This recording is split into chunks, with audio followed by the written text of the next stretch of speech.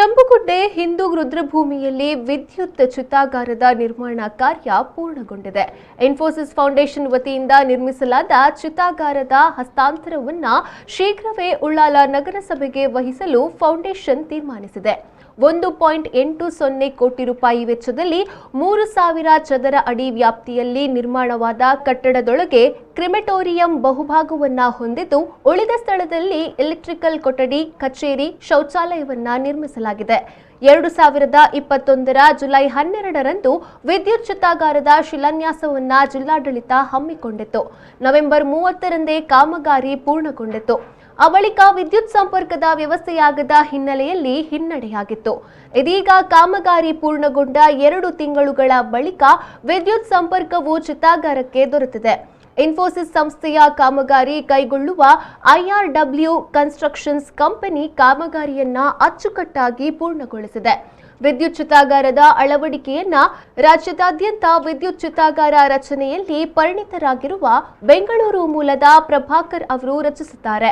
ಮಂಗಳೂರಿನ ಬೋಳೂರಿನಲ್ಲಿಯೂ ಪ್ರಭಾಕರ್ ಅವರ ನಿರ್ದೇಶನದಂತೆ ವಿದ್ಯುತ್ ಚಿತಾಗಾರವನ್ನ ಅಳವಡಿಸಲಾಗಿದೆ. 42 ಕಿಲೋ ವ್ಯಾಟ್ ವಿದ್ಯುತ್ ಸಾಮರ್ಥ್ಯವನ್ನ ಚಿತಾಗಾರಕ್ಕೆ ಅಳವಡಿಸಲಾಗಿದ್ದು, ಒಂದು ಹೆಣ ಸುಡಲು ₹400 ವಿದ್ಯುತ್ ಖರ್ಚಾಗಲಿದೆ. ಮಾಸಿಕವಾಗಿ 42 ಕಿಲೋ ವ್ಯಾಟ್ ವಿದ್ಯುತ್ಗೆ ಕನಿಷ್ಠ ₹15,000 ವಿದ್ಯುತ್ ಖರ್ಚಾಗಲಿದೆ. ಫೌಂಡೇಶನ್ ಮುಂದಿನ ದಿನಗಳಲ್ಲಿ ಉಳ್ಳಾಲ ನಗರಸಭೆಗೆ ವಿದ್ಯುತ್ ಚಿತಾಗಾರವನ್ನ ಹಸ್ತಾಂತರಿಸಿದ ಬಳಿಕ ಸ್ಮಶಾನದಲ್ಲಿ ಓರ್ವ ಆಪರೇಟರ್ ಅನ್ನ ನಗರಸಭೆ ನೀಡಬೇಕಾಗಿದ್ದು, ಸಂಪೂರ್ಣ ಚಿತಾಗಾರದ ನಿರ್ವಹಣೆಯನ್ನ ನೋಡಬೇಕಾಗಿದೆ.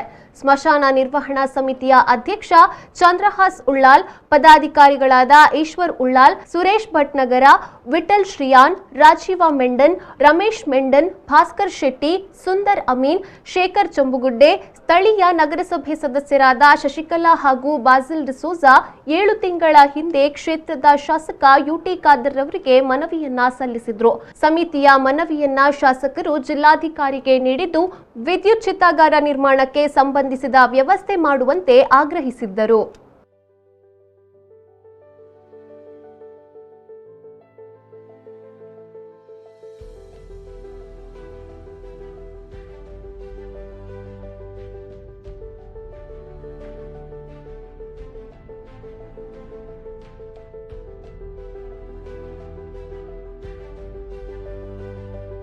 Join MHA or BHA.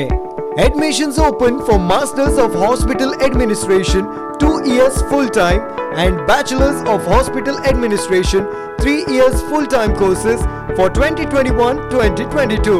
Affiliated to Rajiv Gandhi University of Health Science. Eligibility criteria.